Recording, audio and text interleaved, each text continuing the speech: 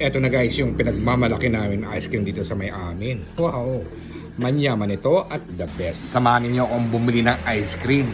Meron kasing bilihin ng ice cream dito sa may amin na napaka-yummy.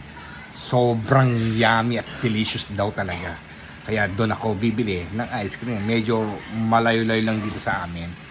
Tara, paalis na kami para bumili ng manyaman na ice cream. At sasakay kami ng tricycle. Si Lodi. Medyo malayo-layo yung pagbibilihan namin ng ice cream. Pero, nako, yung ice cream na bibili namin ay pinaka-the best na ice cream sa may amin, guys. Kaya, the best ice cream ko. At ipapakita ko sa inyo kung gaano kay-yummy at ka-delicious yun. Itong tricycle na to ay suki namin. Kaya kapag tinawag namin kagad siyang nakakarating, di ba? Kaya nga naman yung oras niya na nag-aantay ng sa pilahan. Dito kami dadaan din kapag kami ay nabili ng ice cream. Ang pinakamanyaman at yummy. For about, siguro mga 10 minutes ang biyahe. Halos malapit na tayo, guys. Ayan. Parang nagtagkati dito, Eto na, malapit na kami sa aming pupuntahan at bilihan ng ice cream.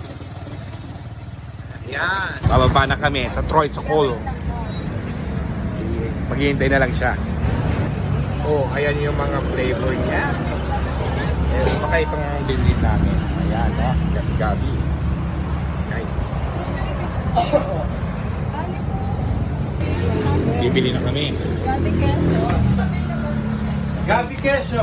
Gabi-gabi queso. Mais queso. Wow, may Buko durian. pandan. Buko Buko salad. salad. May chocolate. Mais lang ka May queso. cheesy. Abak. Buko pandan. Avocado. Pero ube po na. Atin. Ube. Chocolate. Mais queso. Melon. Alam ba ninyo guys, sa Kasabihan, dito talaga yung pinaka manyaman na bilihan na ice cream. Kaya, nako, tignan man ninyo yung biyahe namin. Kahit medyo malayo-layo, okay lang. Para lang makabili ng ice cream dito. Eto na guys, ang aming biniling ice cream na gabi-gabi queso. Manyaman ito. Let's see. Ayan pauwi na kami ng bahay guys. Mamaya na natin itong i-reveal kung ano ba itong lasang itong ice cream na pinagmamalagay ko sa inyo.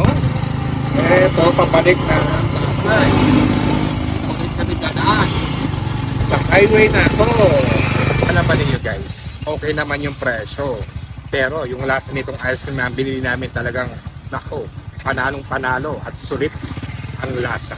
Ang sabi, hindi daw talaga matamis. Wala lang kasi silang 1.5 liters. Kung meron silang 1.5 liters, bibili kami ng dalawa.